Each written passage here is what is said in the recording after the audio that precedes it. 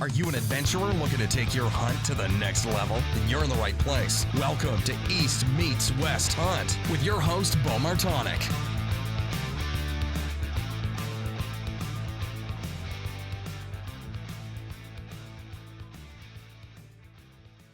All right, we are live. Clint Casper is back for episode number 300. Welcome back, Clint. I'm happy to be here, but you're scraping the bottom of the barrel here for episode 300. First, congrats. That's a huge milestone. I mean, myself, I'm working on 100, and I know what it's going to be like to finally hit that 100 milestone. It was really cool to hit 50. Man, to hit 300, never missing an episode every week. Shout out to you, man. It's been fun to watch the ride you've been on. You do a hell of a job with this podcast, and, you know, it's an honor to be here for 300, but I feel as if maybe you've either pissed everyone else off, run out of guests, or drew magically out of the hat in a hat that only had one name on it, mine, and here I am. But either way, I'm excited to be here. You forgot option D, which is all the above. Well, I figured you would go over that, so yeah, that's perfect. Yeah, that's exactly right. No, this is actually the last episode that I'm ever going to record. So thanks everyone for listening. No, I was going to be a tearjerker. I was about to be like, dang. Well, with that being said, then let's talk about spotlighting in Ohio. Let's talk about all your rifle or your bow kills with the rifle in Pennsylvania. Let's just air it out because we why not? It's the last one. Let's let everyone know the real truth of what's gone on here. Yes, the corn piles under every single tree stand that I have in Pennsylvania. Yeah, all those things. Yes. The bear snares that you and I put out that will then shoot the bear with. Yeah, let's just air that all out, man. There's no point of holding back. No, all jokes aside, man, I'm stoked to be on. I'm glad you had me. It's always a pleasure to come on. You got a great fan base, awesome podcast, and yeah, man, I'm when you said 300, I was like, gosh dang, has it been 300? But then I started thinking about it. I'm like, well, year to year to year. I mean, it's crazy you're at 300. It seems like just yesterday you started it. And here we are, it's kind of funny. I don't know. Have you ever told the background on when you started it? Like, you asked me to come on with you, and I was just at a point in time in life where it just wasn't going to work. I couldn't give you that. I forgot about that. Yeah, remember? Yeah, I was just telling Kurt about this and Doug over at WCB, and they were like, really? I'm like, yeah, dude. And it was at a point in time where, well, let's just talk about it. Go ahead and talk. You and I had been buddies, and that's where it all started. This was your idea, and you threw it out there. So yeah, let's just start with that, man. That's a cool story, honestly. So so I guess this is a good. So first of all, anyone that doesn't know Clint, you'll get to know him here as we start talking through this. But Clint's been on the podcast since the very beginning and been a friend of mine even longer. And I don't even remember how exactly we met, but it was a while ago. And so, I mean, the podcast started in 2018. I probably met you 2 or 3 years before then. Yeah. So we're going on, 8-10 years of knowing each other, which is kind of wild. Yeah. And when I went to start the podcast, I ran the idea by you, is that how this? I'm trying to remember all the details. I ran the idea past you, and I was like, man, you should come on and co-host it with me. Yep. I think that's how it went. It was. And you're like, man, I remember what I was doing. What was that? I said, I remember what I was doing. I was cooking deer steaks one night. I see that you called. I'm like, oh, I'll answer. And you're like, dude, I got this idea. And then it was like an hour-long conversation, and you're throwing all this info at me, and your mind's just, typical Beau and Clint fashion. We're just spitting back and forth, and I'll never forget, I'm like, oh, this is a great idea. Like, this is genius. And then you're like, dude, you need to come on and co-host. And then from there, I'm just like, ooh, it's going to be tough where I was at, like, in life right then and there to commit to that. But like the immediate, I don't know who else knew before me. Like, maybe I was the first one that you actually threw the whole, cause you gave me the whole deal. Like, this is the vision. This is the plan. Like, dude, it was a very, you had been thinking about it for a while and like had it mapped out, and it was really cool. Like, you're like, dude, boom, boom, boom, boom, boom. I'll never forget it. I'll never forget it, man. I forgot it was that early because it was well before I even started recording when I pitched this to you. Yeah. Oh, yeah. And I was like, I'm not really sure how I'm going to do it. You know, Right. like as far as like, I mean, I had a decent plan I thought laid out, but I was like, not sure how it was going to work. And I'm like, you and I always had good conversations. I'm like, we were both like relatively new into the Western hunting and wanting to learn more about it. And I'm like, this is perfect. Like, you know, you'd be a good co-host, but I think, so how old is Easton? He'll be 7 this coming Friday. Cinco de Mayo, he turns 7. Okay, so that's where yeah, because he was just, you know, first kid, young, you know, like Little you're guy. like, man, I don't have the time to be able to commit to doing this, and I can't believe he's 7 already. Yeah. We're gonna be 7, like that's wild, but that's where it started at, and you're like, no, but I'll come on and, you know, be a guest, support in any way possible, and then that's, you know. Now we look at it 5 years down the road, and you have your own podcast, CC Hunt Files, underneath Working Class Bowhunter there, and which you were built for doing podcasting, which is one of the big reasons why I wanted you to come on back in the day. But I forgot, you know, this might have been at this, you know, 5 years now down the road. It might have been where you'd kicked me off, and East Meets West Hunt was the Clint Casper show. Wow. Well, you know, I'm glad you gave me that compliment that I was built for podcasting, because I feel like my dad always said I was built to be put in a bag and beat with a baseball bat. So that's a different spin you've put on that with me. So I enjoyed that, Beau. That's great. That really makes me feel good, you know? You know, my dad's always been like, yeah, you know, you're good at football and yeah, you're good at bow hunting, but you should have been a punching bag. That's what you should have been. I'm like, well, it makes a lot of sense. You know, I'd have probably been good at that, I feel like.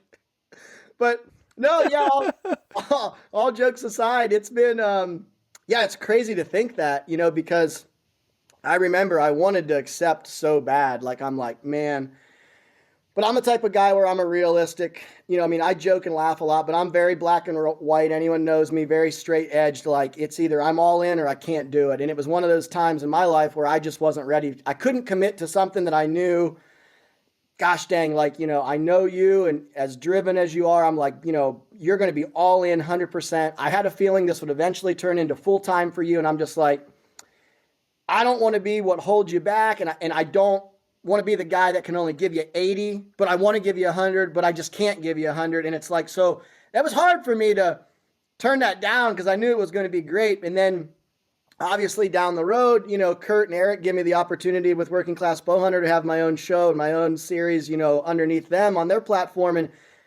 now at that time, a year and a half ago, it was perfect timing. You know, I was like ready for it. I'd been on your podcast a bunch, and Brian Barney's, you know, Eastman's Elevated, and obviously Kurt, and, you know, I've been on Working Class, I don't know how many times, 25, 30 times before I ever had my own. And I felt like it was like, all right, now I'm at a point in life where this makes sense. And it's just funny, like, you had this idea of me and you podcasting together, and it's like that turned into that, but it's just, I got mine and you've got your, it's cool. It's funny, and it's cool to like look back and see, like, you know, honestly, it was probably a smart move for me. Tough to turn it down, but just wasn't the right time. And now it is, you know, so it's really cool. You know, I don't know, like I said, how many other people knew your plan or idea. Hell, I don't even know if your mom and dad knew at the time. I mean, I just remember you called, and I could tell when I said hello, you're like, dude, I got an idea. And I'm like, oh boy, here we go. Like, what are we doing now? Like, who's putting fireworks in? What are we doing? You know? And so yeah, I don't even know, you know, I don't even know if you'd remember like who knew before me, but I know I was one of the very first ones that got the whole spiel. And yeah. It's cool to look back on that, man. It really is. It's crazy. Yeah. You were I think you were the first one that, like, when I made that decision, like, yes, I'm going to do it. Cause I'd thought about it for a while and never told anybody. And then I'd like asked a few other people that were doing it, like questions, and like started prying a little bit. And I remember mentioning it to one person at ATA, and they were, you know, kind of looked at me like I had two heads and was like, like, what do you mean you think you're going to, do a podcast and talk to people? Like, what do you know? I'm like, no, not really much anything, but I think I can ask, some decent questions of people. Right. I want to learn. And, it is funny how those paths worked out, but it all worked out for, the better in the long run, and as far as it worked out good for timing and everything there. I mean, honestly, we probably together we would have been canceled after season 1. So like it's probably a good thing that it was split in the way that it was. And now you get to come on as a guest and just BS with me. Yeah, well, what's great now is I can come on and like I can basically F shit up on this podcast, and then I just leave, and then you deal with the mess. Like whoever I piss off, whatever sponsors I make mad, whatever, whatever. I mean, whoever I upset, this is your baby. Like I don't have to deal with this. I just come on and talk, and then pshoop, I'm out of here. I don't have to clean up anything. So I like this. This is good. This is good for me. It's like I come on and I have no rules, no regulations. Like you might be giving me this, and I'm like, what are you doing over there? Anyways, right back to what I was talking about. Like I don't have to really care. I just do my thing. So yeah.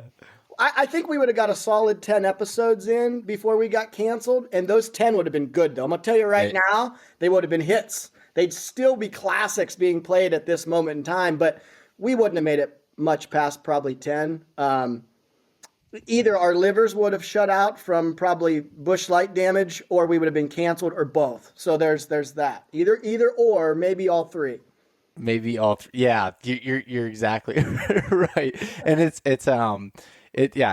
just funny looking at the progression. And when I had asked you, we've been planning on doing this for a while, and then just our schedules weren't lining up, and then finally you texted me last week. You're like, hey, when do you got time to do that? And I was like, well, actually it'd be perfect because I have episode 300 coming up. And you're like, what do you want to talk about? I was like, I just want to BS and tell some stories about like kind of we've evolved together in the especially the Western hunting space, as far as like us learning and having this passion for going on these adventure style hunts and doing that. And you started a few years before me, but generally around the same time, and started expanding and going on longer trips as we started going. And I think that progression is interesting, because if you look at the hunts that we do, like say you go for 30 days out west, or I just went on a 20-some day hunt last year. Like that looks crazy from the outside. And anybody that look at it be like, oh man, those guys get to do this, sort of deal. But that's not how it started. And, not at all. And I think that's an important thing to be able to hit on. But before we go down that rabbit hole, I wanted to ask you like what your thoughts have been of being a podcast host, for the last year and a half, and being able to run it. And I've been a big fan of you being able to do that and watching you learn as a host, because you've been a guest for so long. Like seeing you transition from guest mode to host mode, and honestly, in a very short amount of time, I watched your podcast change, even just in the way that you structure it and how you talked. You've gained some very good interview skills. Not saying you were bad at the beginning, but I'm saying that you really improved on that aspect. And I really enjoy the way that you can bring things out of people. Well, I really appreciate that, buddy. I mean, you definitely, know what you're doing. And I mean, your podcast here at episode 300, obviously that goes to show, you don't usually get to 100, 200, 300, etc., never missing a week, and continually to grow. Anyone can jump on here, put a podcast out. Doesn't mean it's going to grow, doesn't mean it's going to do well, doesn't mean you're going to have anybody listen to it. So to take a compliment like that from you, man, it means a lot. It really does. And to dive into it, it is, I'll be honest, it was a lot harder than I thought it was going to be, to go from the guest that comes on and I can talk BS, like I was just joking around with you. I can drink 3-4 Busch Lights and talk about anything, and I leave. I hang the phone up, or I shut the MacBook down, and it's your baby. Whether it was Working Class Bowhunters podcast, or your podcast, or Brian Barney's, like I come on, I do my thing, I talk, that's it. Like you're asking me the questions, I get to answer. I don't have to keep conversation. That's your job. Like, then I transition over to host, and, to make a good podcast and have a good show, you got to be able to pull out and figure out how to pull info out of people. And some people, it's really easy. You know, you and I get to talking, and it's super easy for us to just banter back and forth. And I know when, you know, I need to shut up and you're going to talk, and vice versa, you know, but some people, they don't know that. They don't have good communication skills, but they have a ton of knowledge. So now you got to try to figure out, okay, how do I get him to talk? Because I know he knows all this stuff, but he's not great at putting it out there. You know, like I've had some guests on that are so knowledgeable, and I'm like, okay, so what do you think about high country mule deer? I like to hunt them. Right. Okay. So you like to hunt them. So like, what about high country mule deer makes you like, what makes you tick? I like big mule deer. Right. So like, you know, and I'm just like that was really hard for me. In the beginning was I had to learn how to pull out info, and it's different. For some people, I just hit the mic and turn them on and say, okay, we're recording, you're hot, Beau. Talk to me about backpack bow hunting. And I just let you go. I can mute my mic and let you take off. And then other people, it's this weird silence, and they're like, I like to do that. Yes. You know what? And you're good at it. So give me 5 reasons why you like to do it. And then now I'm making them list 5 reasons. And, you know, then I can spin off of that. So it's like I had to learn how to pull out info, and I had to learn how to get people to convey information by me pulling it from them, because some people can do that naturally and some can't. For me, that was tough. I had to, I went back through and listened to, obviously, you know, some of yours in the very beginning, and then the middle, and then the end. I did the same thing with Kurt in his transition. Aaron Blicey in the fall, I did the same thing. And I studied not the content, but how you guys sort of morphed from the beginning, then year 1, then year 2. And I noticed the trend in your guys' skills. You guys didn't get better at talking. You didn't get better at picking guests. You didn't get better at, you know, your communication skills. What you guys, all 3, got really good at really quick is getting someone to feel comfortable and talk and give the information. And some people, it's really easy. I'm one of those, you know, you could call me kind of the you know, I would be classified as probably super, super easy to pull info out of, but other people are not. You guys got really, really good by using different techniques on how to pull that out. So I really tried to study that, like the different ways you guys would do that. And everyone's a little different. You know, some guys, you got to say, okay, hey, give me 3 reasons, and then let's spin off that. Other people, it's got to be, you know, well, what's your thoughts on this? And you leave like an open-ended question and then kind of let them spin off of that. You know, it's honestly about reading people and reading your guest. And for me, that took time. I wanted to do the solo ones. I've always really liked that. Brian Barney, I think, is one of the first that started that. And I've always really liked that. I think it's fun to really let your audience in on kind of your life and your thoughts. But the scary part with that is you are as vulnerable as you're ever going to be when you're solo and you press record and you're by yourself.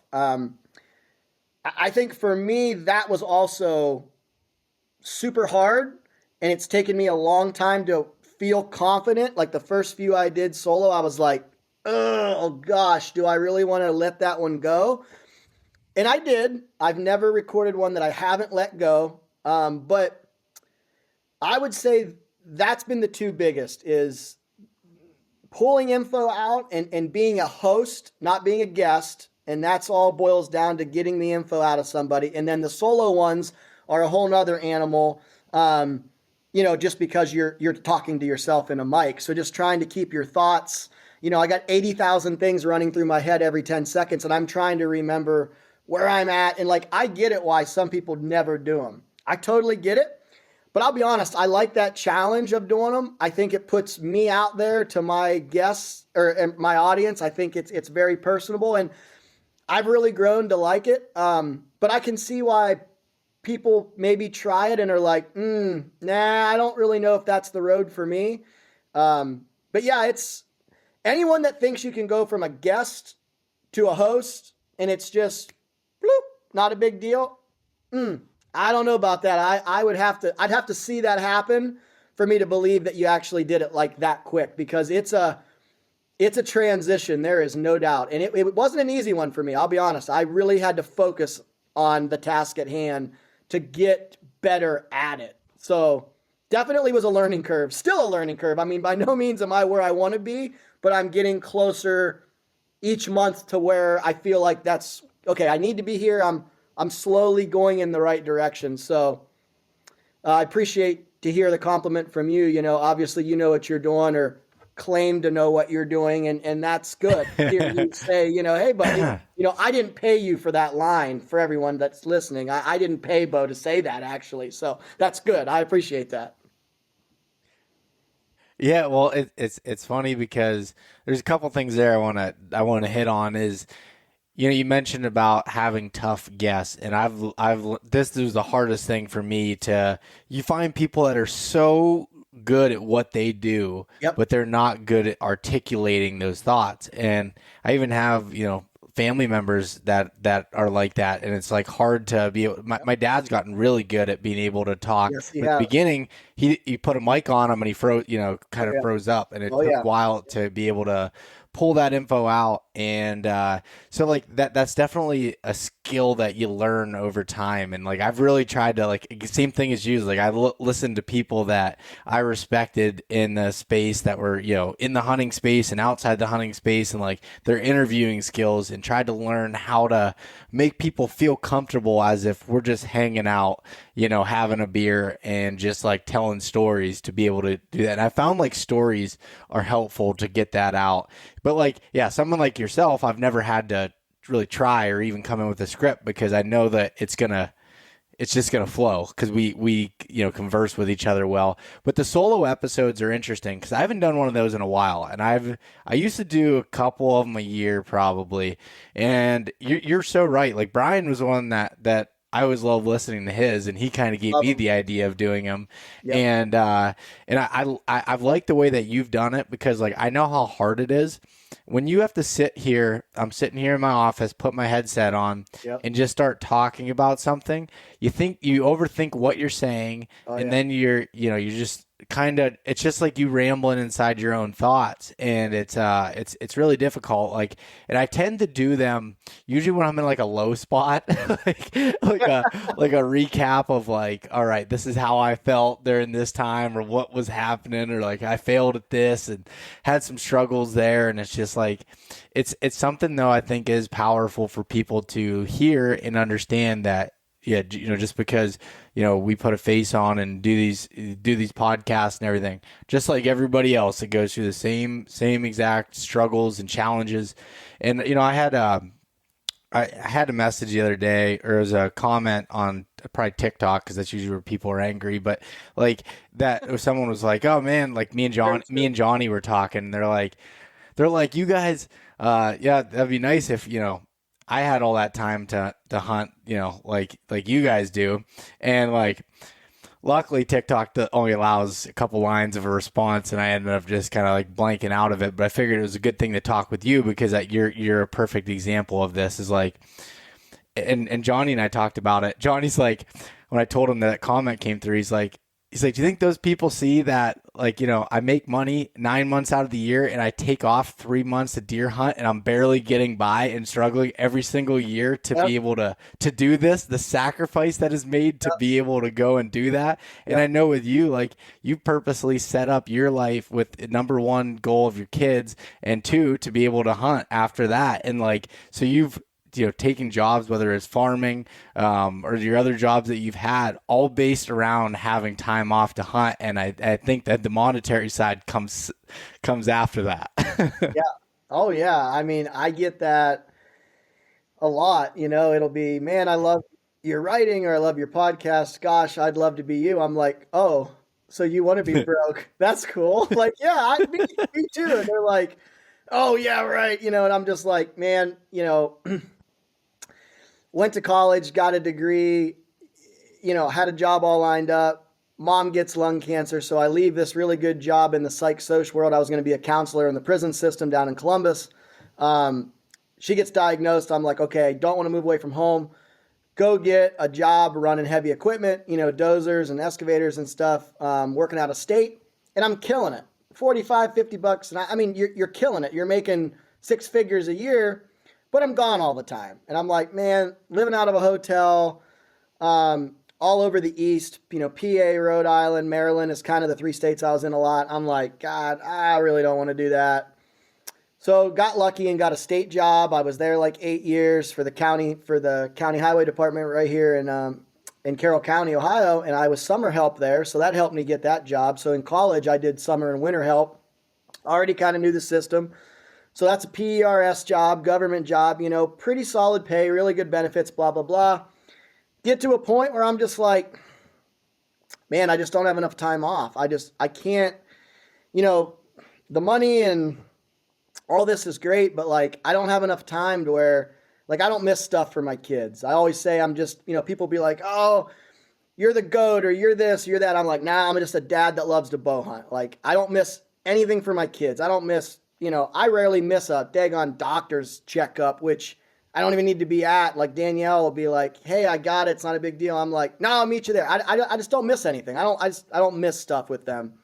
And I got to the point where it was like, I'm picking and choosing these battles between when I can take time off to go hunt and go out west and hunt turkeys and whitetails and then do stuff with the kids. And it's like, I'm at this point where I'm like, I'm still writing. I've been writing now for like, I don't know, 11, 12 years in the hunting space. And that was going pretty good, and then this podcast thing kind of comes about, and grown up farming my whole life. And about 2 years ago, Kurt, from Working Class threw me, him and Eric, they're both the owners of Working Class Bowhunter. They threw me the idea. They're like, hey man, it's going to be a slow grow, but we'd like you to come on, have your own show, your own sponsors, your own merch, blah, blah, blah.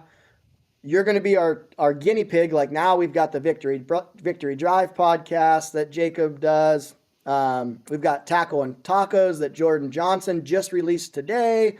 So like, now we've got 3 or 4 other ones. We got the Deer Cast, but I was like the guinea pig. I was the first one, that was like the newest series outside of just the original Working Class Bowhunter.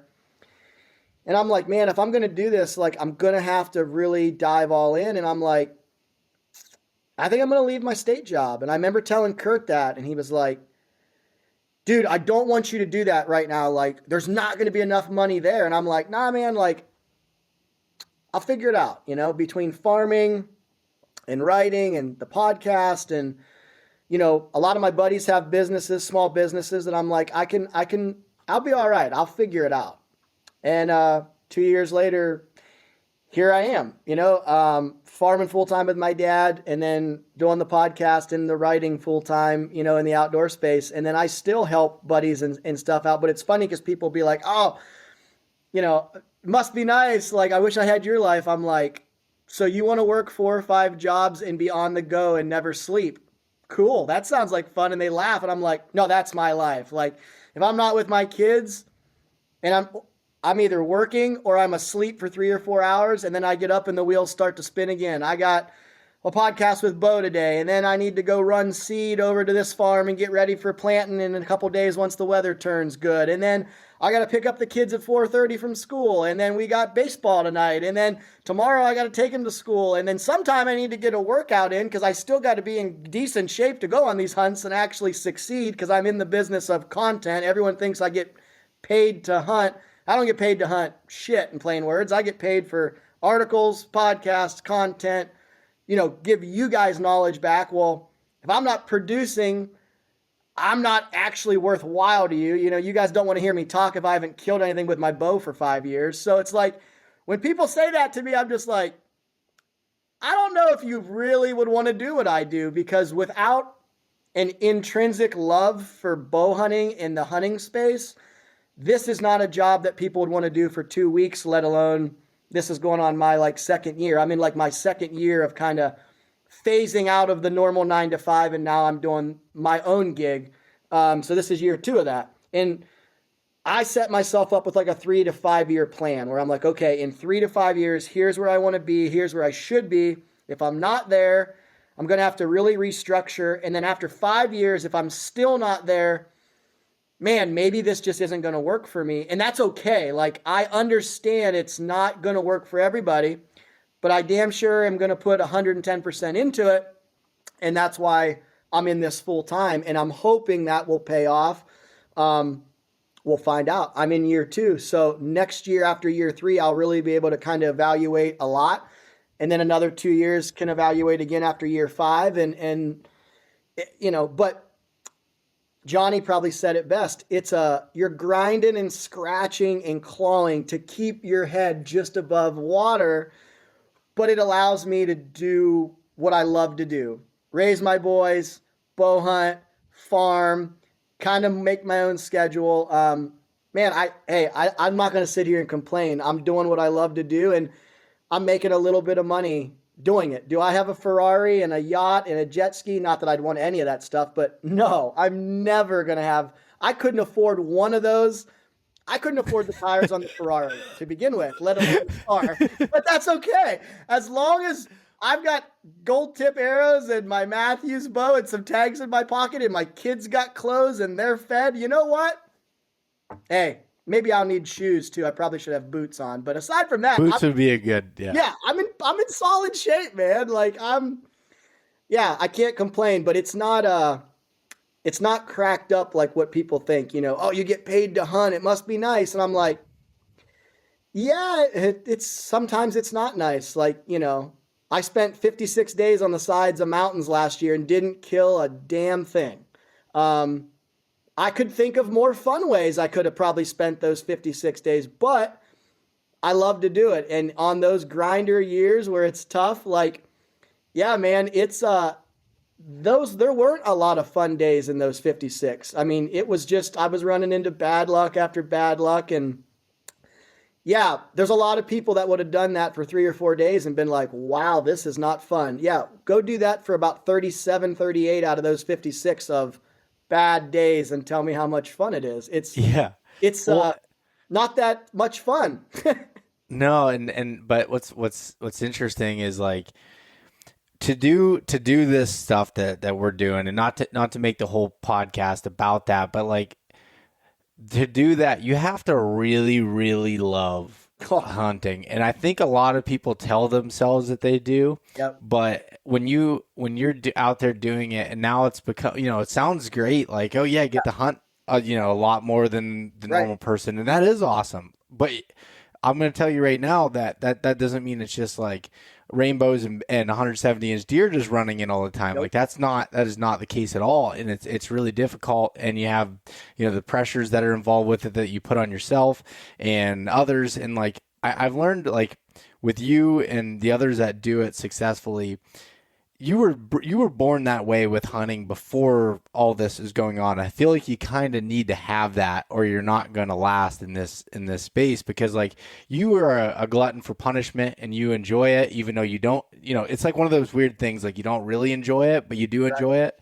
Yep. Sort of deal. Like it sucks a lot of times and you get down, but also like a trait that I see in people like yourself and others like Johnny and everything is just like positive attitude. Like Johnny says it, and you've said it here too, is just like when you see it and you believe it, it'll happen. And it's not like you just sit there and it just comes floating in because you believe it and you have this weird thing going on, but you put in the work to get there and it actually to come to fruition. And I think that's interesting because like, you know, when we started, you know, hunting out west and going into that phase of things, I remember, you know, you were one of the ones that gave me a lot of motivation to really get into doing the backpack style hunting and then just like going to some remote places. And it's like, man, this is really, really hard.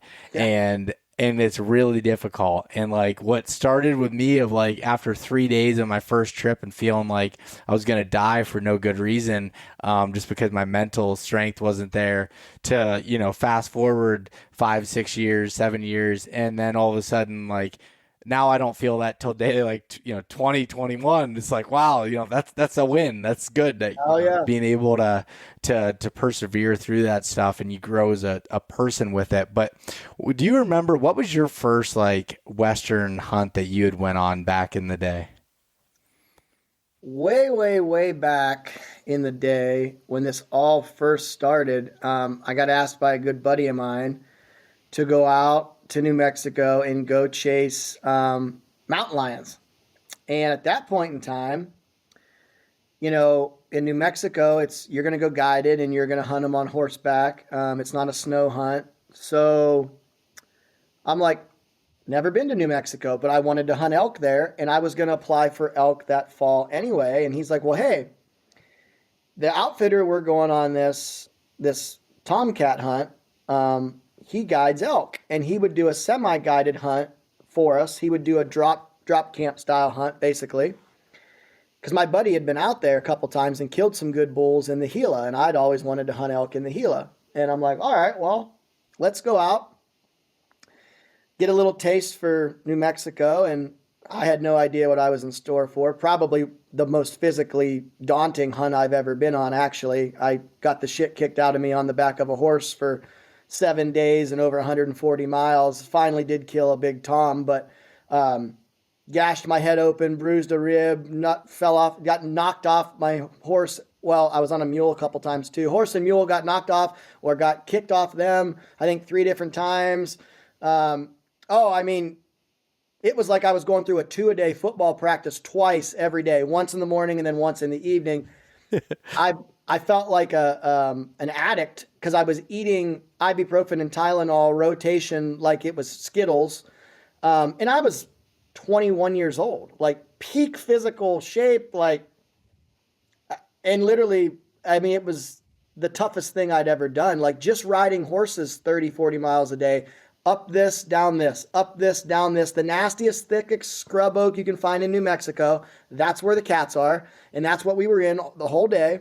But I loved it. I don't know why I loved it, but I got the shit kicked out of me every minute of every day. And at night, I'm like, wow, I'm going to do that all over again tomorrow. Well, better get to bed. It's going to start here in about 7 hours. I loved it. I don't know why I loved it, but I loved it. I kill a cat. My buddy kills a cat. Okay, now we're waiting on the draw for New Mexico. We get pinged. We both draw those elk tags. So now, fast forward from February to, you'll think this is cute. I killed my cat on Valentine's Day. Isn't that special? Oh, yeah, that is nice. So fast forward to September, middle of September. Now we're driving out the 26 hours to the Gila, and we both kill bulls. We get dropped off. We're like 17, 18 miles in. We both kill bulls 30 minutes apart on the very first day. And I'm like, it's unreal. Like, that'll never happen to me again. I've never even been close. It's the only animal I've ever killed on the first day. Out of all the hunts I've ever been on, the very first one. So that started it off for me. It all started in New Mexico for me, and I just fell in love with it. And I'm like, okay, I can't go semi-guided. Sure as hell can't go guided every year. Number one, I wouldn't want to do that. It's not as much fun to me, but I couldn't afford it if I wanted to. Like, I just couldn't. So that's out of the question. So now I'm like, all right, I got to figure out, how do I do this on my own? Most of my buddies think I'm nuts, have zero interest to go live like a hobo in the backcountry for 10 days, let alone, or even 2 or 3, let alone 10 or 12.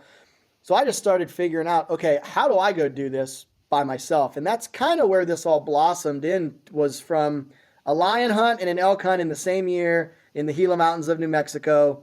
That's where this all kind of got started 13 years ago, 14 years ago, something like that. Yeah, 14 years ago, I guess.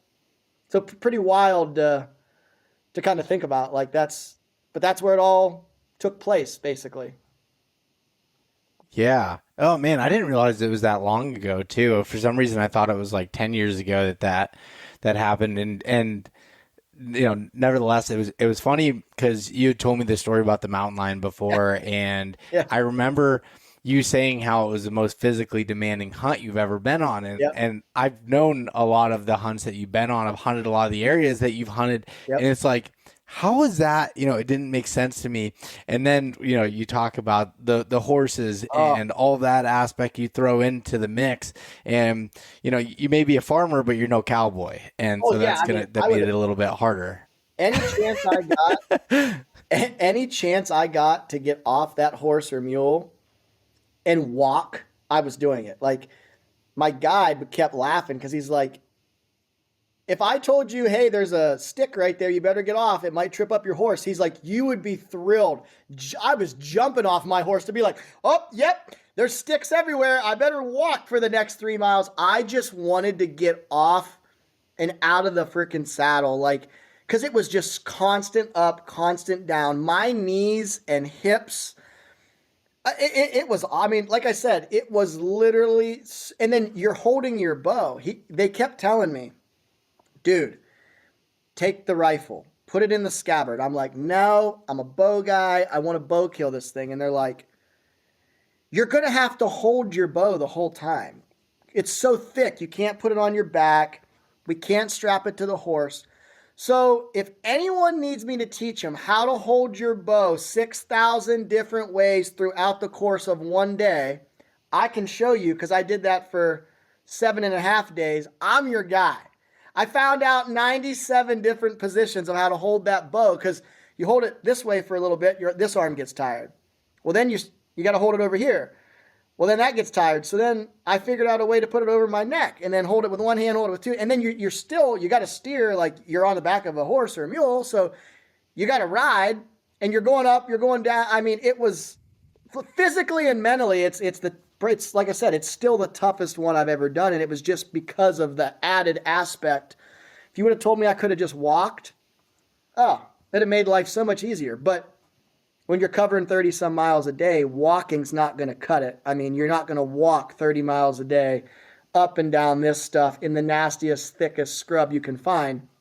But yeah, that was a rough one, but I fell in love with it, even though I looked like I had just jumped out of a Mortal Kombat video game, all beat and bruised and bloodied at the end of it. Like, I loved it. It was fun to me.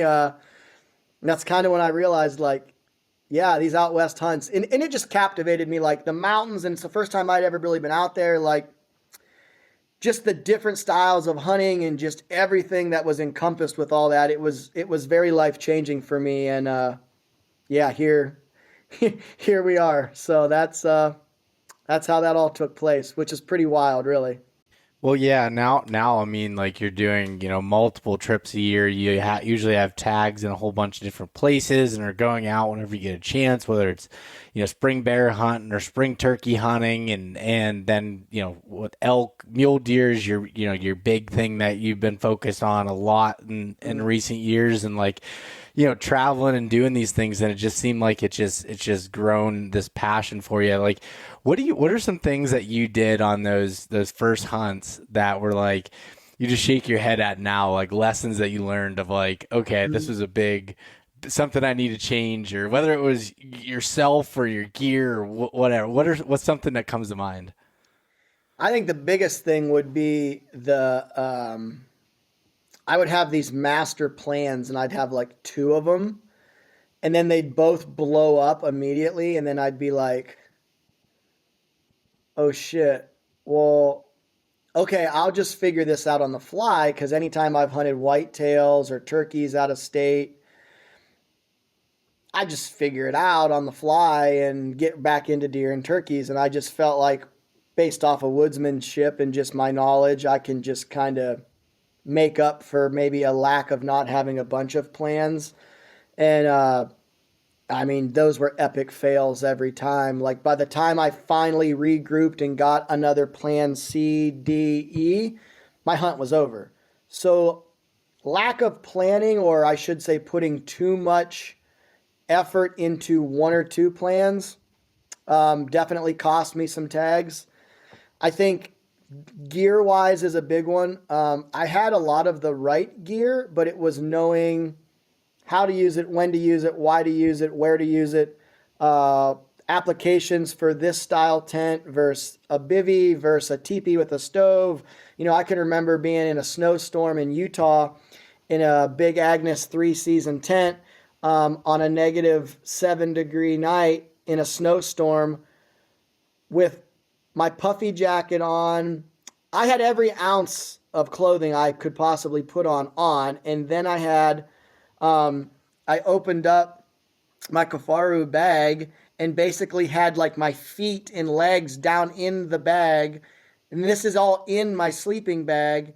I was just hoping to like make it through the night and not freeze to death. And like, that was one of those deals where I'm like, yeah, so probably need a teepee with a stove, but I was like, oh, I don't need that. I'll be okay. I've got a 0-degree bag. It'll be like, so I think there's some gear stuff there that I had to kind of learn the hard way. And then I would say just the mental side of things. Like, I always thought I was mentally pretty tough, just farm kid, played football my whole life, whatever. But like, it's not really mentally tough as in like, oh, I've got to be strong. I've got to not quit. It's knowing how to pull yourself out of a hole when shit hits the fan. It's knowing how to be mentally tough to where when doubt starts to creep in, you can cut it off and turn the tide and be like, been down this road. We ain't doing that. Because the minute that creeps in, then it's, should I even be here? Should I cut this hunt short? Gosh, I miss my kids. Gosh, I miss the girlfriend. Dad's, he's cutting corn right now, or he's cutting beans right now. Like, I should be back. Like, it's not always about mentally, I just got to be tough and keep grinding and keep going. But it's mentally like knowing how to read yourself and almost like reel yourself back in. Like, I am so much better at that now than I was, say, 5 years ago, 10 years ago. And that plays a huge factor, especially if you're with a buddy, it's not as bad. But when you do a lot of solo hunts, like I love to do solo stuff, if you let doubt creep in and negativity creep in, oh, buddy, you are cooking up the recipe for complete disaster. And I've only left one hunt early. I left 2 days early in Colorado one year. And I remember this. Probably 100 miles down the road and pulled off in this little pull off. And I literally was like, I got to turn around and go back. And then I looked at the calendar and I'm like, it's going to take me, at this point, it just didn't make sense. I was basically going to pack in, hunt a morning, pack out. And I'm like, Clint, that doesn't even make sense. But for an entire year, a whole calendar year, I had to live with that. Knowing that a 9-10 day hunt, I left at the end of day 7. So I cut myself short 2 days. And I had every excuse under the sun. I was low on food. I was coming off of a Montana hunt with Brian Barney where I think to this day I still own the record for the worst heel bite he's ever seen because I had brand new boots that I put about 30 mile on, and that wasn't enough. I now have a 50-60 mile rule. I talk about that a lot. 50-60 miles until those boots are ever going to hit a hunting trip for me. That was a hard lesson learned. So I was fighting that. That was awful. I had all these excuses, but bottom line is I just quit on myself, and I had to live with that for a whole year.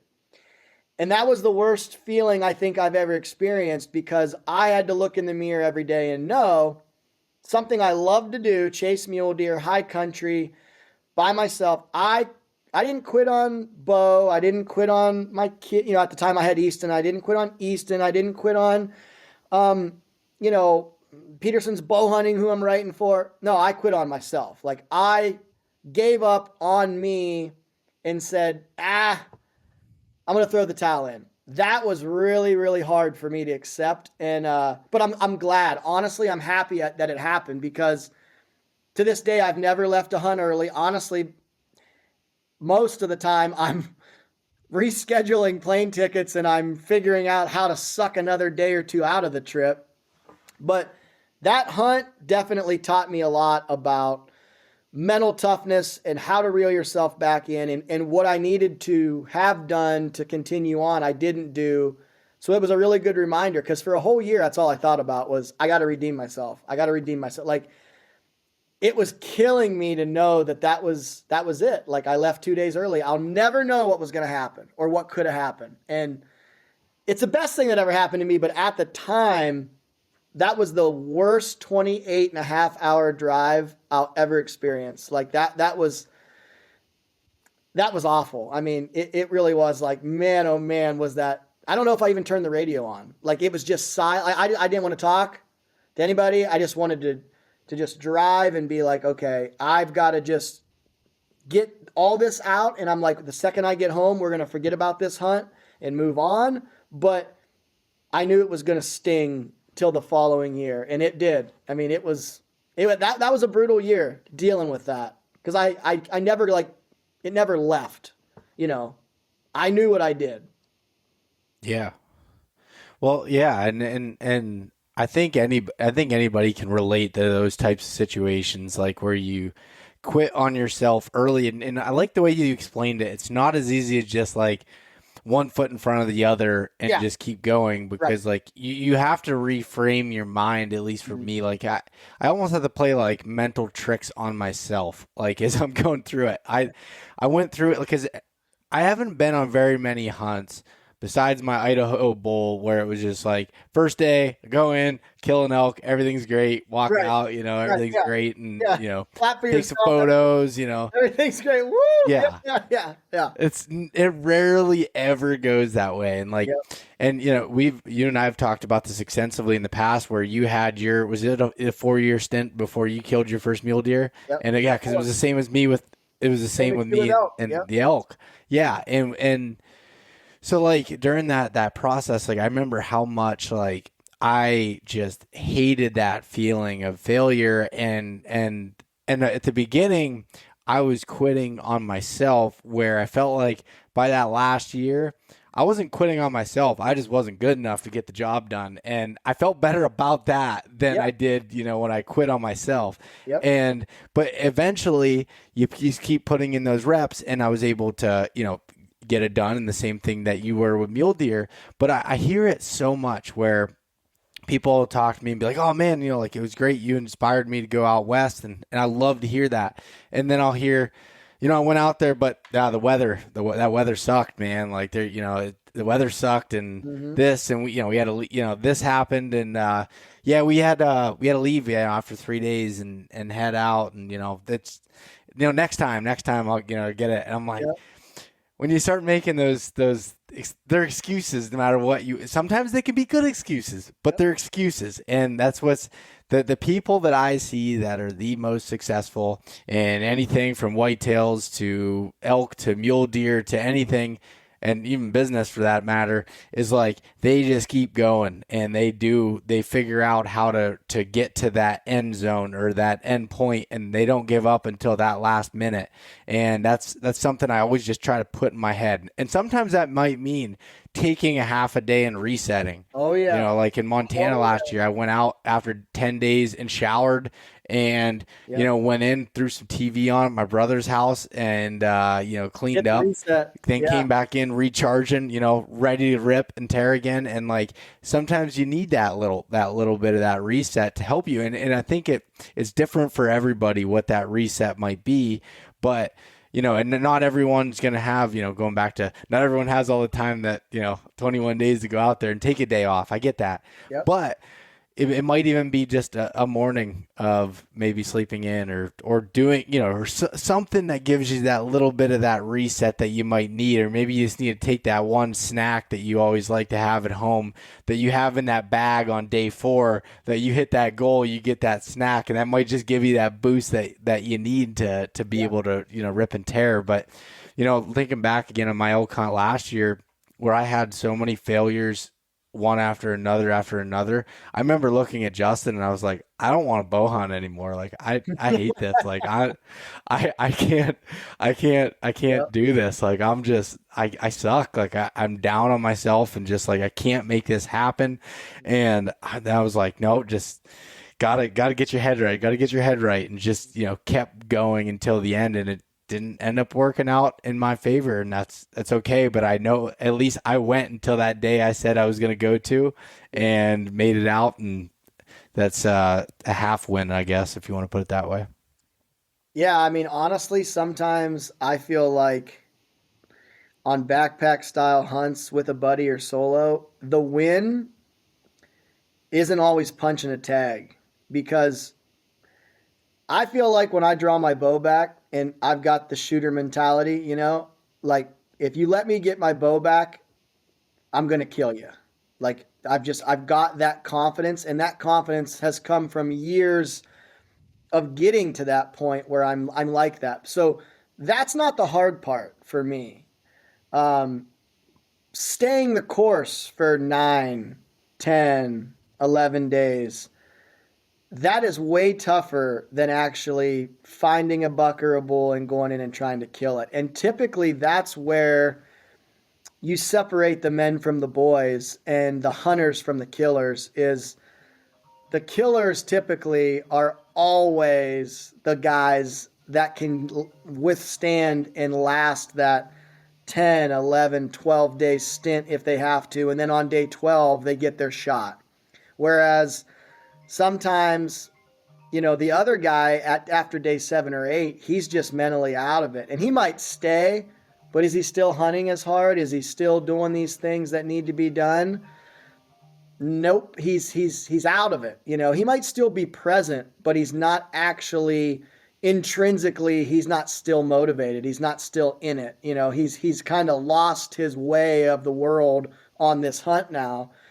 And that plays a big factor because now when it is time to step up to the plate, I got to hit a home run. I got to throw a post and hit a guy in the corner of the end zone to hit this touchdown to win the game, whatever analogy you want to use.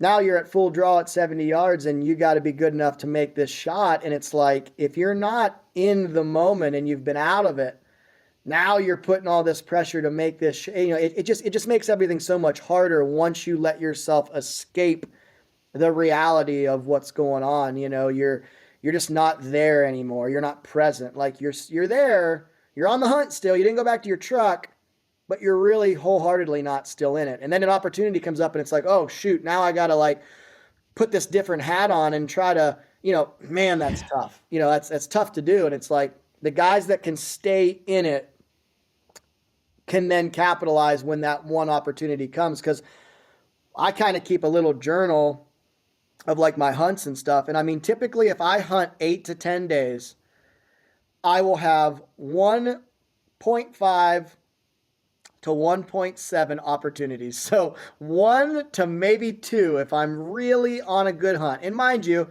I'm never just hunting any buck or any bull. I'm always looking for a good buck and a good bull. So this doesn't apply for any antlered animal. This is just me personally. I'm looking for a good buck, a good bull that I'm going to be stoked with. I see it and I'm immediately like, yep, that's a shooter. I'd shoot that buck. I'd shoot that bull. I'd be happy, etc.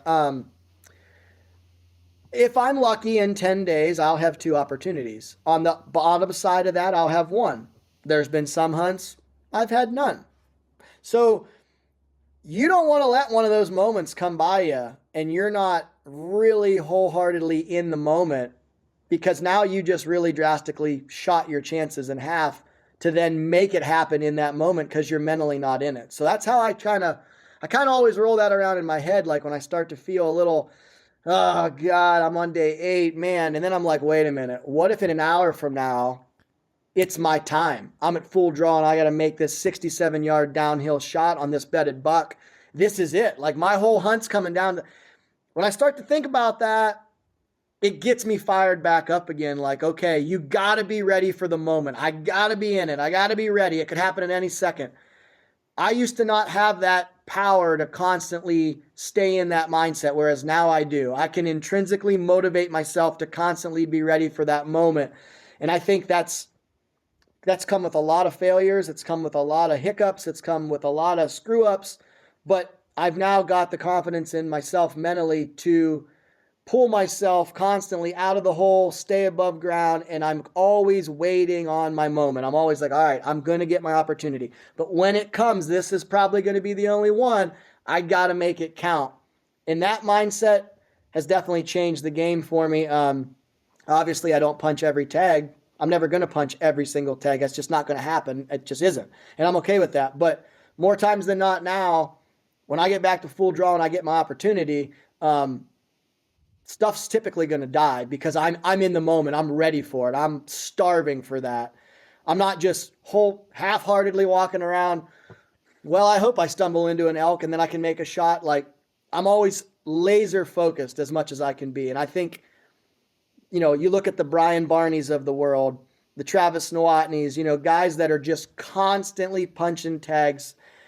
They've got that laser focus, whether it's 2 p.m, 9 a.m, 6 at night, it doesn't matter. If an opportunity arises, those dudes are making it happen, but they're always ready, mentally sharp, waiting on that moment. And, I've really hyper focused in on that. And that's a character trait across the board for all the guys that, in my opinion, I consider killers, not hunters. They're super successful and they make good on that opportunity. It might take Brian 12 days, but you don't want to be a mule deer at 81 yards and he's at full draw and he's been hunting you down for 9 or 10 days. You are in a bad spot if you let that guy get back to full draw. I don't care if you're at 40, 80, 67, doesn't matter. You're in trouble because that guy is lasered. He is lasered in at all times. And I've tried to really pull that out of me as much as I can to always be lasered like that. I think that's really important if you want to be successful in the long game at this stuff. And it's hard. It ain't easy. I mean, that is hard. That is work, constant work to stay laser focused like that. It doesn't just, I'm laser focused. I'm going to be like that for 12 days. Like, I wish it was like that. It's not. It's not quite that easy. It's not like a button you just press. Oh, okay. Bloop, I'm going to be laser focused now. Like, it's not quite it's like how sport mode. Yeah, exactly, yeah. Beep. Okay. I'm ready to go. Like, yeah, not quite like that. Well, oh man, so it's funny because I always struggle coming up with words on, like, if someone were to ask me, how do you become mentally in it the whole time? And that's kind of a hard thing to answer. And I liked what you just said there, and you did it in a measurable way. Okay, so for anyone listening that may not have as much experience as Clint has, take his numbers, for example, of say 1.5 to 2 or 1.5 to 1.7 opportunities per 10 days, just for good examples. So say stretch that down, even if you had 7 days. You're probably going to have one opportunity if you're working at it. Yep. If you're lucky. Yep. Now that's hard to grasp, that there's that little of opportunity. But when I look back at my own thoughts, and I think about it with whitetails, and I think about it with out west, I can't remember a year or a season when I didn't have one opportunity. Yep. Now there's been a few times that's happened, but normally I get the chance. Yeah. But it's whether I'm able to capitalize on that. And there's been times where I didn't, and I wasn't in the moment and I wasn't focused. I didn't have that laser focus that you have. But when you're in that downturn, because when you talk about laser focus, it's not this whole okay, you say you got 100% laser focus. You don't just ride that line the whole time. It's kind of like you start dropping down, and once you start dropping down, you are getting that low part. You have to recognize it, and and you get yourself back up, and you're kind of riding this little roller coaster, almost kind of like your iPhone battery, but you have a battery pack that you can recharge, every once in a while. But to do that, it's like, for me, when I'm, especially like when I'm rut hunting too, or whether that's elk or whitetails, it's like something's going to happen. Statistically, something happens every year by putting in this time. Am I actually going to be ready for it, or am I going to be throwing myself a little pity party up here in the tree or on the side of the mountain and being like, oh, there's no elk in here, there's no deer, and getting down on yourself.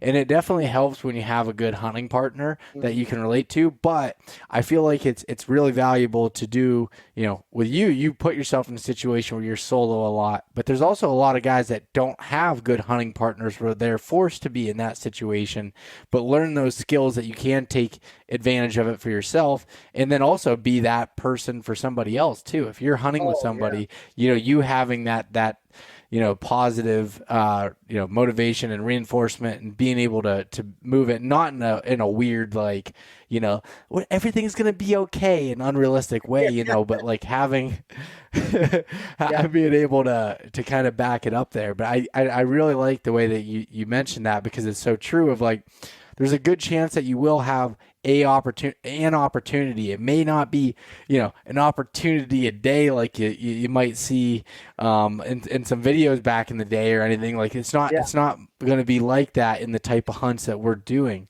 But if you work your ass off, you did your research ahead of time, you had plan A, B, C, D, E, F, you worked out, you're in shape, you can get up over those hills, you've been shooting your bow, you feel confident, like you can make that happen. But it's still, even when you do all that preparation, all that work, and you spend your time out there, nothing is guaranteed. And it's the reality of it. Yeah, and I mean everyone's different. Like if I was going to do numbers on, okay, any buck or any bull, my opportunity and my odds would drastically go up. So someone listening to this that's like, hey, I want to kill just a mule deer. Okay, well, you are going to have more opportunities than me, 100%, because there's a bunch of mule deer bucks out there. I'm just picking out what I consider would make me happy. And so there's different measurables, but regardless, you've still got to be laser focused on those opportunities when they arise, whether you're going to get one of them, 3 of them, 7 of them, whatever.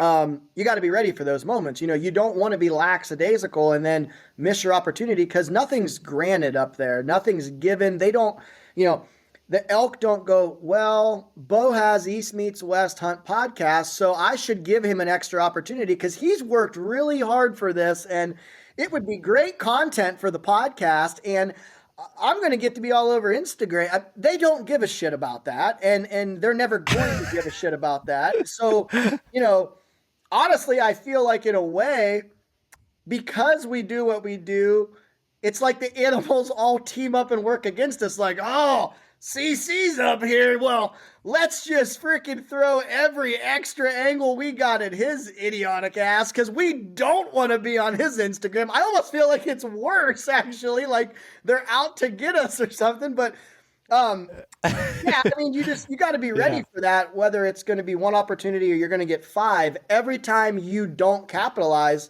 that's one more that's down, and then 2's down, and then 3. Maybe you're going to get 5 opportunities. Okay, but do you really want to mess up on 2 or 3 and then put even more pressure? It's like, man, the first opportunity is your best opportunity. And I've always kind of said that and lived by that. And, you brought up a good hunting partner and how that can affect stuff. And, it's funny. I love the solo stuff, but I also love to hunt with buddies. And I'm very fortunate. I mean, I've gotten to be really close, and I hunt a lot with just some killers. I mean, Devin Leonard comes to mind. I mean, I don't know anybody that's got a mule deer resume like that guy. He's got 5 over, not 200, not 220, but he's got 5 over 225 gross with a bow on public. And I've got to be a part of some of those and learn from that guy. But what's great is he's this mule deer wizard, but we have so much fun. I mean, we are messing around with each other 24/7. I mean, if he's glassing, yeah, on one side of a ridge line and I'm on the other, I'm the guy that if my side's dead, nothing's happening, I'm going to grab that pine cone and toss it up and over and try to hit him in the back of the head while he's on a spotter, knowing that it's going to bang his head into the spotter, potentially like it's going to startle him. And we both laugh and he'll flip me off. And then it's we banter back and forth. I mean, I remember one time in a rainstorm, I unzipped part of his tent before the storm hit, knowing it was going to drip down. I mean, like, but it keeps it light, it keeps it fun. Like, he's a great example. I mean, I couldn't ask for, him and I's been on some grinder hunts. I mean, we've been on some I remember a hunt in Utah one time. We packed into this spot. I got off the plane at 11 o'clock. It's a wonder I didn't get altitude sickness and die. Got off a plane at 11 at night. At 12:30, so an hour and a half later, him and I were hiking in. Got off a plane, put my boots on, got my pack loaded, up the mountain we went. Slammed an energy drink and up the mountain we went. We hiked all through the night. We get to our glassing point right at first daylight. I mean, right at first daylight. We're glassing. Okay, we're not finding what we're seeing. Took like an hour nap.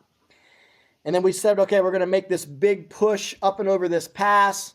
get to this next spot by dark, get camp set up in glass. And super hot. It's like 105 that day. Well, where we think we're going to have water, there's actually no water. So now we're out of water. We got like 3 more miles to go. We're both looking at each other and we're just like, man, like we're in a really tough spot, you know? And Devin's like, yeah, it could be worse though. He's like, I mean, we could be fighting rattlesnakes or whatever. And up there's not typically really bad in Utah for that. Like I hunt there a lot and I don't really run into it. In the next mile stretch, we both threw our bows on top of rattlesnakes 3 times. And I'm like, you idiot. Why would you say that? Like, why would you jinx us with that? We've never run into rattlesnakes. He had one lunge up at him. And he tossed his bow and it tried to come up through the arrow quiver. But the arrows caught him. And as he was coming up through the arrows, it took him back down to the ground. I mean, just stuff like that now we laugh about, but like without a good hunting partner, those moments would just deteriorate the whole deal. Whereas we sit back and we're laughing about it. Like we're just like, oh my gosh, it's like we're in this video game where we're hiking down the trail and we got to dodge rattlesnakes and we have no water. And it's like, we got to get to like the golden circle over there where we know water's at this pond. So we finally get to the pond. And then that night, this huge storm rolls through. And me being me, I unzip the top corner of his tent. So he's over there. He's like, this freaking tent, piece of shit. I'm like, what's wrong? He's like, freaking water's blowing in on me. I'm like, you got that thing zipped all the way? He's like, well, yeah, I zipped it up. And he looks up and there's like a 3-inch crack. And he's like, you freaking bastard. And I'm over there dying laughing because like, I know where the water's coming in. And like, but long story short, like we keep it fun and light. And man, like, you know, when he goes on a stalk, nobody on that mountain's rooting harder for him than me. When I go on a stalk, nobody is rooting harder for me than him. Like we are so pumped to see the other guy get to go make a play and get to go on a stalk. And like, you know, he's been with me when I've killed. I've been with him whenever he's killed. And we just lose our minds. I mean, just absolutely lose our minds because we both know how hard we want the other one to succeed. And like I've always said, you know, you want to be the hunting partner that people want to hunt with. If nobody ever wanted, like, I've been lucky. I get asked to go on hunts all the time. You know, me and Kurt's best friends for his dad's memorial hunt. Super, super important hunt to Kurt, his first mule deer hunt.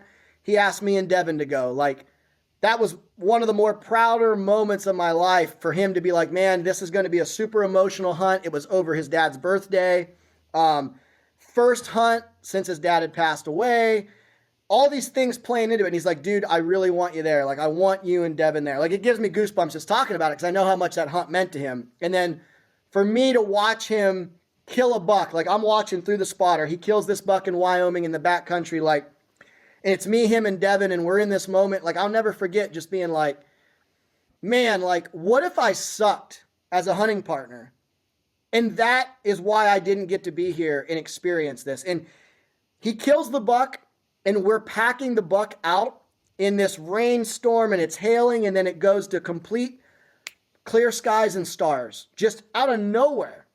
We look at our watches, it's 12:01, the day of his dad's birthday. It was like literally like he kills the buck, the storm hits, we're like, oh my God, this is crazy. We're taking cover, we got our packs over our heads. It's like 2-inch hail.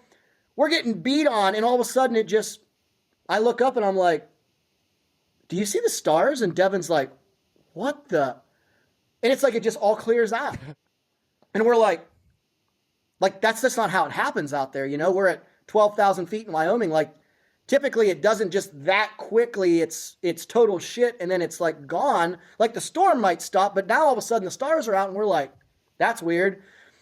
Kurt's like, dude, look at your watch. And we look at our watch and it's literally like 12:01. Like now we're packing this buck out and it's Papa Dave's birthday. Like I just remember thinking to myself, like, man, if I sucked as like a partner, a hunting partner, and like a best friend, I never would get to be in this moment. So it's like, I always like say like, man, you want to be the guy that people are like, I want to hunt with that guy. Like you want to be that guy. Like, man, I want you to be on this hunt with me. It means a lot because that means you're motivating and you're fun and you're positive, and like that's the guy you want to be. You don't want to be the jealous asshole that's constantly pessimistic and negative. And like there's a reason why some guys no one wants to hunt with them. And it's like, man, that would just be so miserable to be that guy. Like that'd be awful, because you'd miss out on so many cool moments and opportunities. And it's like, I think about that a lot. Like, you know, the times I've been with Devin and Kurt and just different people, Brian Barney, you know, and I'm just like, man, what if I sucked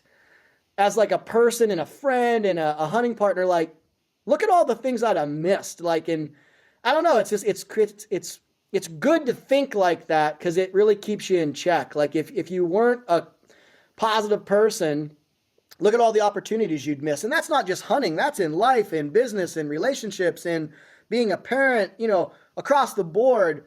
If you suck when it comes to people wanting to be around you, like you're going to miss out on a lot. So I'm glad you brought that up about the hunting partner, man, because I think sometimes we take for granted how important a good hunting partner or even just a best friend in life really is. I've always said, if I died and said I had a couple true best friends, like I got killed tomorrow, but I can say, you know what, throughout life, I had a couple what I would consider best friends. I was a very, very wealthy man. Like that is hard to find in today's world.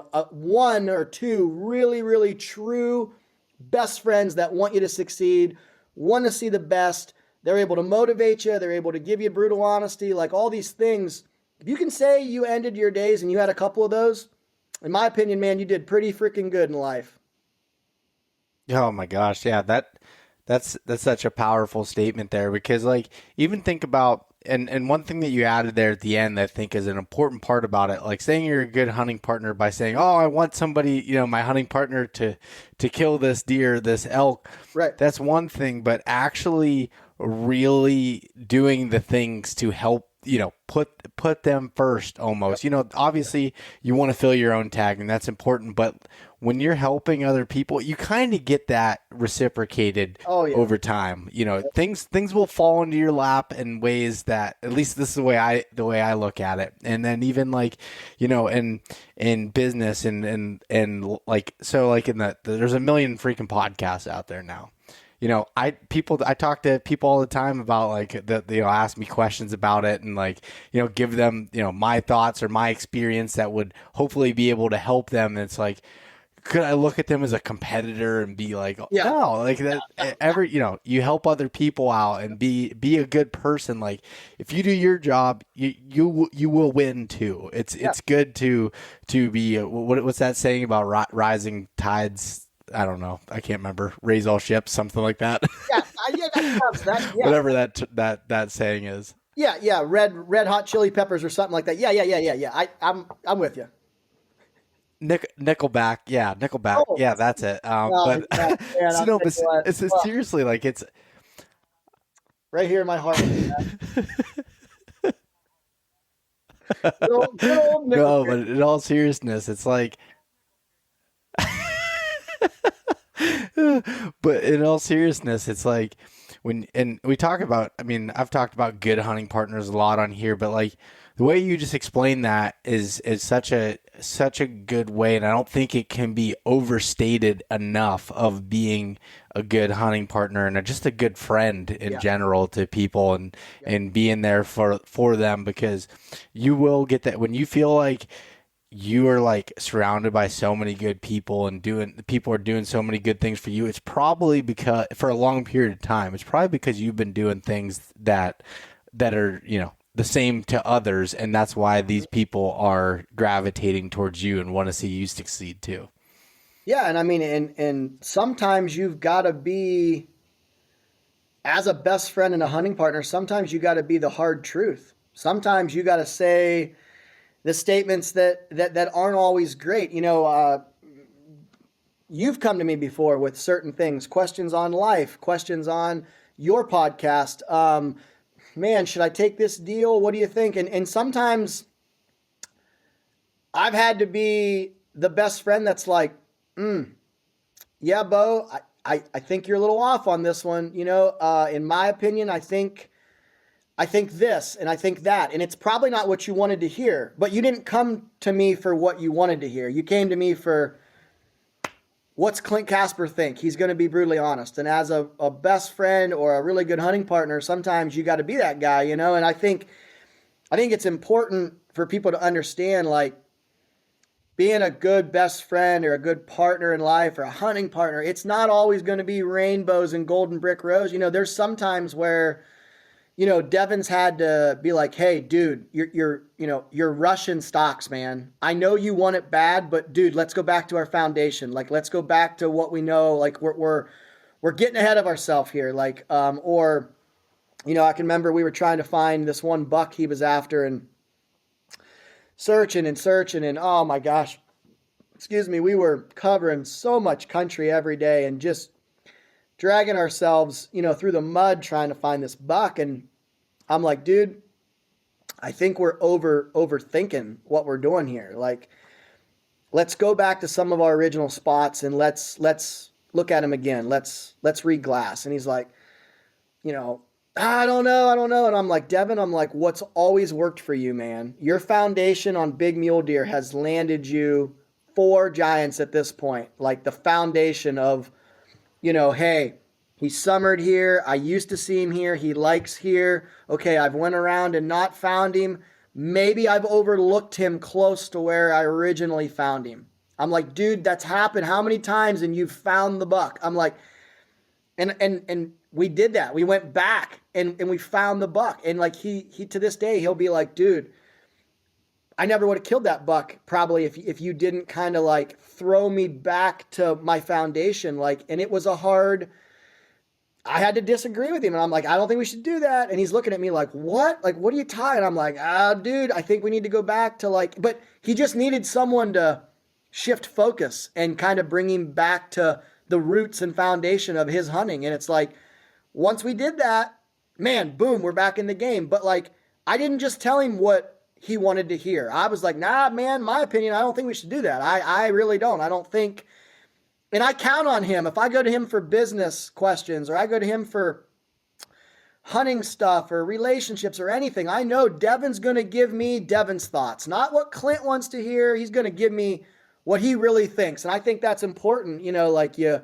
got to be honest with the person like you'd be honest with yourself. You know, I don't want to look in the mirror and lie to myself and be like, yep, you killed that bull on day 22 of hunting him when really I killed him on day 2. Like, I'm not going to lie to myself, so I don't want to lie to you if you come to me or whatever. But yeah, man, I don't think people can talk enough about how important a good partner is and how important a good friend to hunt with and share memories with and experiences and all this cool stuff. Like, that's one thing I've learned throughout all this is like the hunting world, between the writing and podcast and working with companies and sponsors and all this, like I've met, you know, if I got married tomorrow, which, gosh, that would really suck for that chick. But if I did get married tomorrow, I'd have best, like in my lineup of like best, you know, okay, Clint's got 10 or 12 like people like groomsmen, you know, it would be from like 10 different states, like all over the country.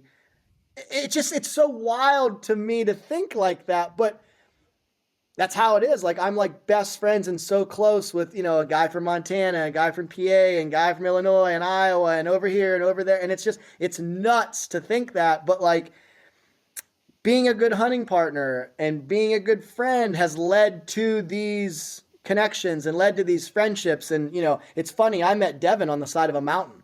That's how me and Devin met. Met on the side of a mountain chasing the same buck. He needed a phone charger, and I knew it was Devin. And I was like, hey, I don't know if you know this, but this is my spot. Mind you, it's a spot he's been hunting for 15 years. And he looks at me and he's like, Casper Clint? I'm like, yeah, it's my Instagram. Why are you in my spot? And that's how it all started. That's literally how it started. But like, we spent a whole day hunting the same buck, bullshitting. And next thing you know, be 5 years ago. So 5 years from now, here we are, like best friends that hunt together all the time now. You know, but that's how it started.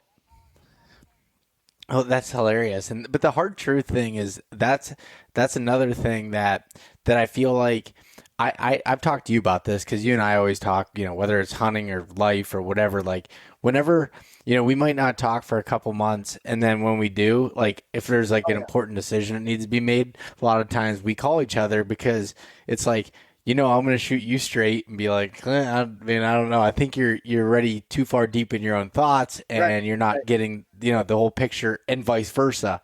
And like, okay, because when you're not emotionally attached to something, you can think about it a little bit more clearly.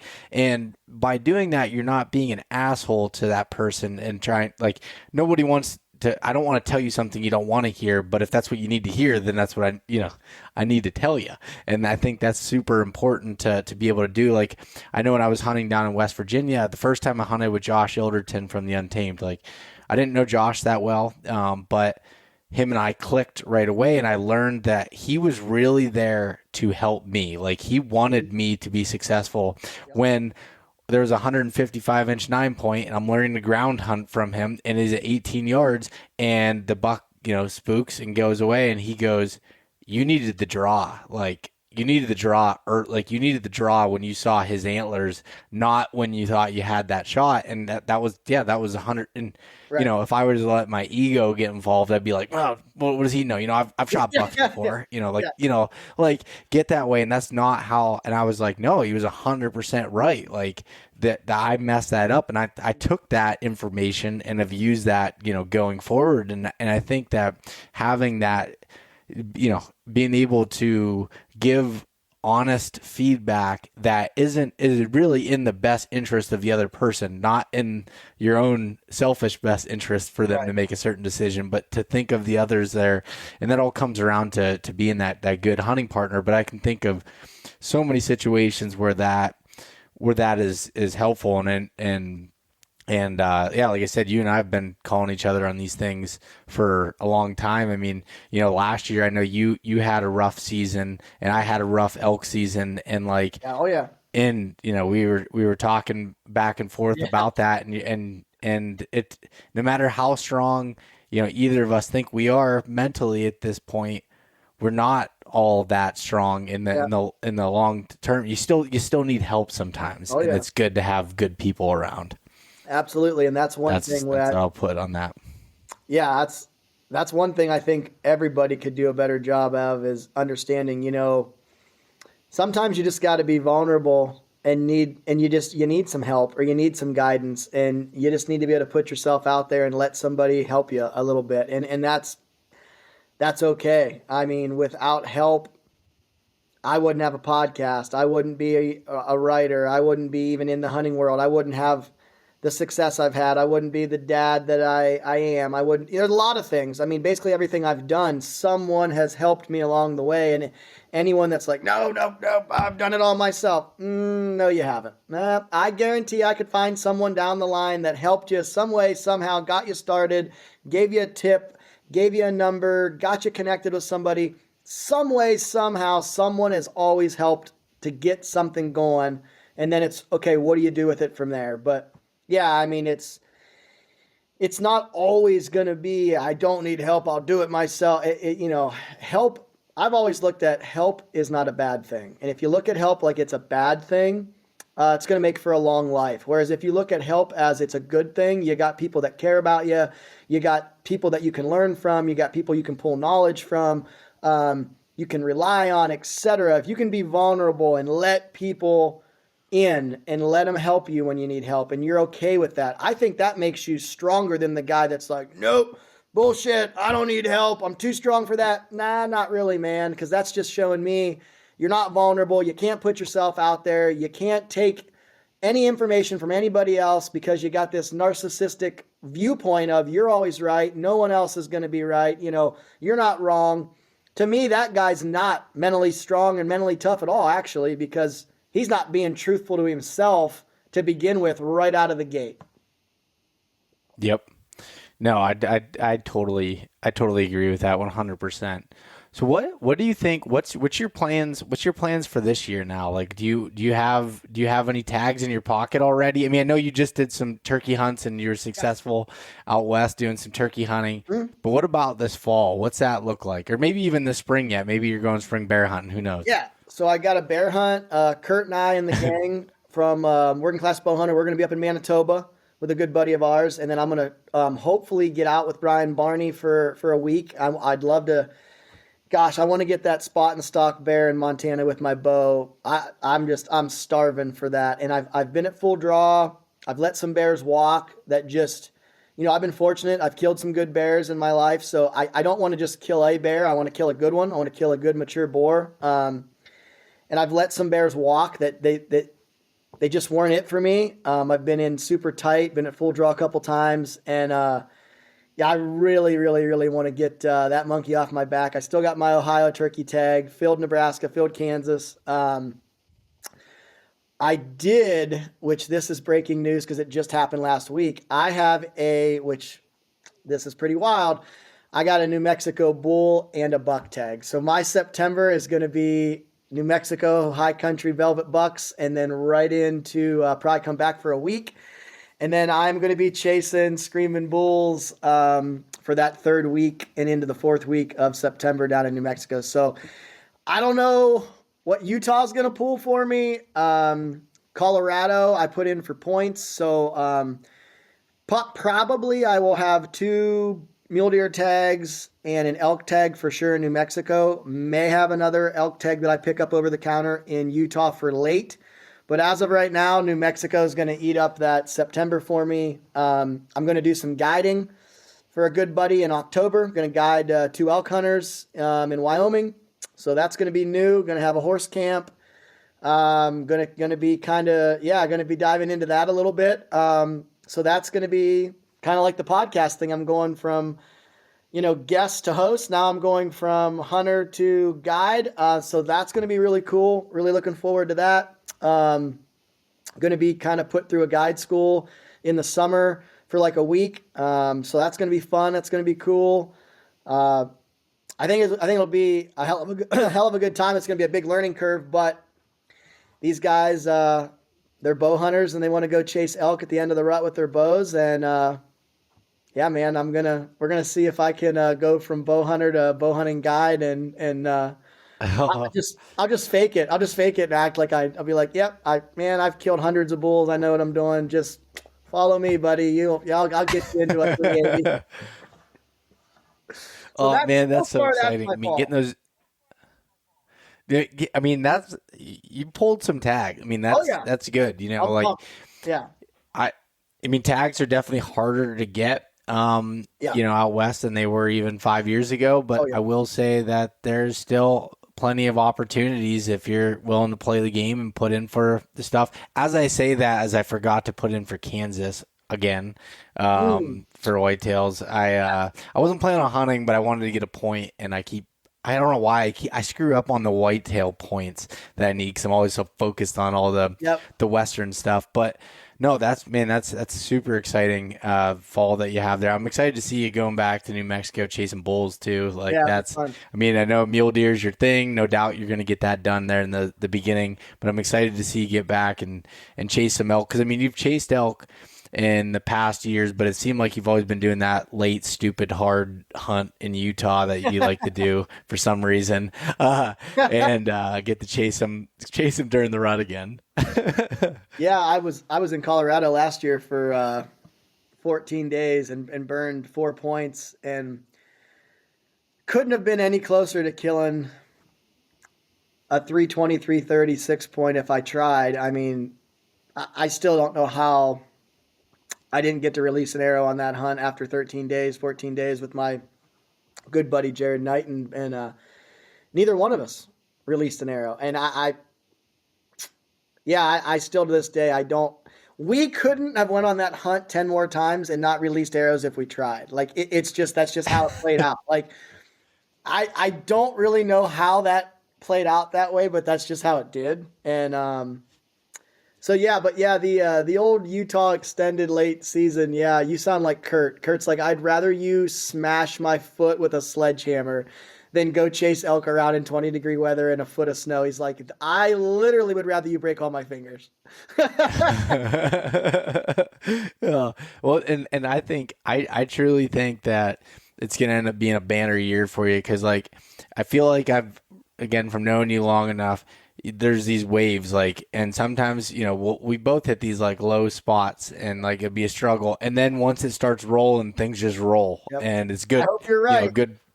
So I'm thinking that it's gonna be a Casper fall, and that's Yeah. just that's what I'm seeing, and hopefully in spring bear actually even more so than anything else, Yeah. because you're one of the ones that talked me into doing those hunts. Now I didn't Yeah. do bow hunt, but just getting out there and hunting in the spring, So spot fun. and stock, like super cool. Yep. Yeah, that was that.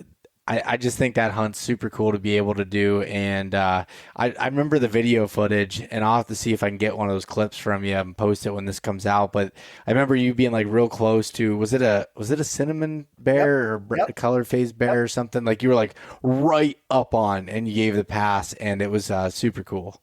It was, man. I'll Yeah, never that forget that. Barney's right over my shoulder. We're at like, I don't know, 27 yards or something. That he's flipping rocks, looking for grubs and stuff, just flipping rocks. And not a clue, man. Wind's in my face. Thermals are coming up like 1 o'clock in the afternoon. Just perfect. Like I'm right above him. I mean, and he's like a 4.5, 5 footer. I'm like, God, like if he's 5.5, 6 foot, like another foot, I'm like, he's just a whole different bear, but I'm like, ugh, I'm like, I just can't do, I just wasn't going to shoot a young, just a young boar, and I'm just like, ugh, gosh, like, but yeah, it's fun, man. That's a super fun hunt. Yeah, I really hope your prediction, man. I've never wanted you to be more right than right now. It's going to be a classic call. Gosh, I really, really, really hope. I hope you're right on that. I hope it's a Casper and it's a Martonic type of fall, and there's just a lot of bloody arrows and a lot of bullets flying. And yeah, man, gosh, I hope Well, you're you got right. hold on. You have to specify when you say Martonic, because you say that loosely, and then Oh, Mason is going to step yeah, in. yeah. Okay, I need to, yeah.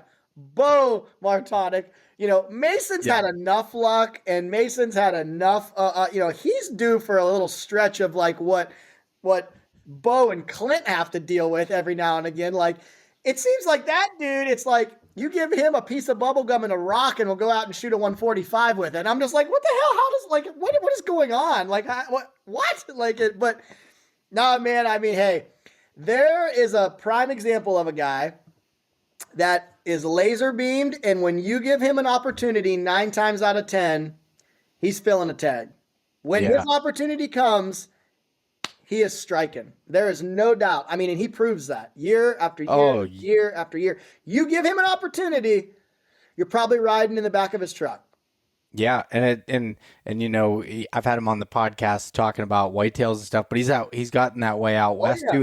It took him a few years, like all of us do, and then all of a sudden the mule deer start falling, and now he's got an elk under his belt. But he's struggling picking up a tag right now, so we'll see. I think he threw his name in the hat for the Utah game again. Yeah. But he struck out on Montana and Idaho, and I can't remember where else he put in, but he's trying to figure out where that western hunt's going to be at. But he'll be I'm sure, watch, you guys will probably both be in like Utah together the next thing I know. Yeah, maybe we do hunt and share a few spots.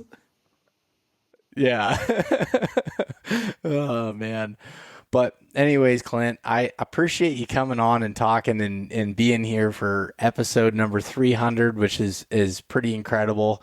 We joked about it. You're like, why did you ask me to be on? But wouldn't want to have anybody else on. You've been around from the beginning of this. You've seen it go through. We always have good conversations, and I definitely think this is another one of those. So thank you. I really appreciate it. Oh man, super pumped.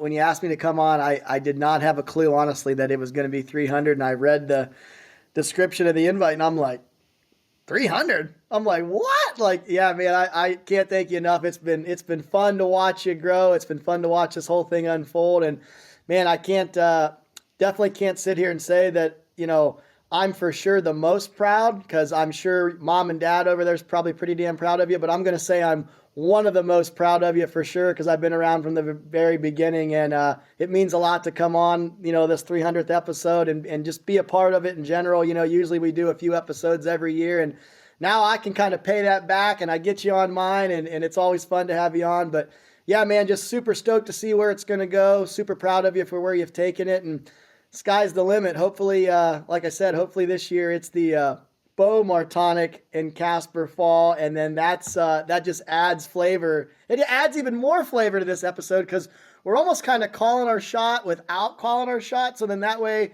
we don't want to really call it, because then if we suck again this fall, we don't have to be like, well, man, that was an epic fail. So it's like we're loosely calling our shot without really calling our shot. I like that. Hey, we called our shots on year 4 of mule deer and elk, and that did have we did call it. Sometimes you got to have a little bit of blind confidence, or maybe that just gives us maybe that just holds us to the paper where we have to work a little harder to get to that point. So I'm thinking that's going to be the case, and I'm excited. But Clint, tell everyone where they can follow along with your podcast and everything else that you have going on. Yeah. So if you go to Working Class Bowhunter, I'm underneath that platform, CC Hunt Files. Most of my episodes drop every Tuesday. Every now and again, I'll drop one maybe a little early or a little late, but typically it's every Tuesday. Like I said, underneath Working Class Bowhunter's platform, you can find my podcast underneath there. They've also got Victory Drive. They've got Tackle and Tacos, the Deer Cast. So all those underneath Working Class Bowhunter platform. Social media, Clint Casper on Facebook. Instagram, I run the CC Hunt Files page, which I'm constantly trying to grow, which is that's a fun thing to do in today's world with the algorithms and whatnot. TikTok, same deal, CC Hunt Files pod. And then my own personal one, if you want to follow along and see what the two little squirrels and I are always up to, it's just Casper Clint, all one word. And as far as the writing and stuff goes, that's I'm kind of all over the place. Peterson's bow hunting is kind of my main domain as far as publications go, but ton of blogs and how-tos and all that just scattered all across the board. But that's kind of where you can find me if you're really that blind, deaf, dumb, and idiotic and need to figure out more content that I put out there. There's the places for it. So if you didn't feel like this was enough stupidity and you want to find more of it, that's where you can find me. I love it, man. Thank you so much for coming on. Absolutely, Beau. Been my pleasure, buddy. Thanks so much for listening to this episode of East Meets West Hunt with your host, Beau Martonic. For more great content and to stay up to date,